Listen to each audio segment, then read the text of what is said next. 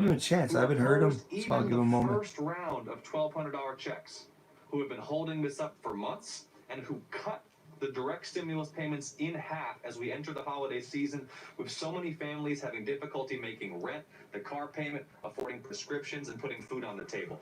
We need additional substantial direct COVID relief, and the only way we'll get it is by winning these 2 Senate races in Georgia. And I do want to talk about this race, specifically your race. Right now, I like your issue, but I don't necessarily agree with your solution. Directed specifically at you. That's more than double what we're seeing against David Perdue. How do you think that is going to impact? It's a future bankruptcy to just keep everybody scared to go out and participate in the American experiment known as capitalism, and to expect that we're going to keep having these multi-trillion-dollar bills or whatever.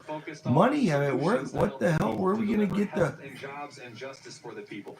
To pass a new Civil Rights Act that will secure equal justice for all, to get direct economic relief to folks, to rebuild and reopen our hospitals that have closed. That's how we're building momentum here, and with the ground game driven by thousands of volunteers. Thank you, Mr. Osoff. I'll let him talk. I want to hear him. You know, that wasn't that great. I want to hear a little bit more on him. Into the holidays this week ahead of those January 5th runoffs, right? So, can I ask the senator a question? He's young.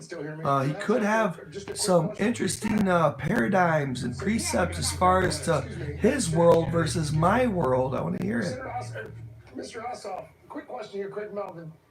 The civil rights bill that you're talking about, can you just tell us a little bit more about what that would look like?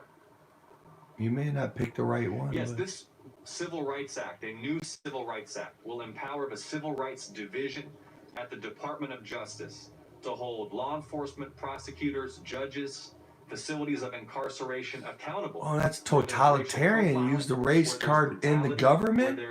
Give the government a race card? National standards for the use of I don't know, because it's going to be targeting whites. So no, it's going to be, yeah, it's going to be specifically targeting Caucasians. We can't have that. As you know, Craig. But when Ahmaud Arbery is shot to death in broad daylight in the street in Glenn County, Georgia, and the authorities look the other way, that makes a mockery of that 14th Amendment protection. And we need a new civil rights bill to secure equal justice for all. We can get it done if we win these 2 Senate races in Georgia. Otherwise, they'll stop criminal justice reform. Yeah, I don't agree with that. I don't. We shouldn't have feds that are targeting Caucasians. Obama did it. Why give him more power?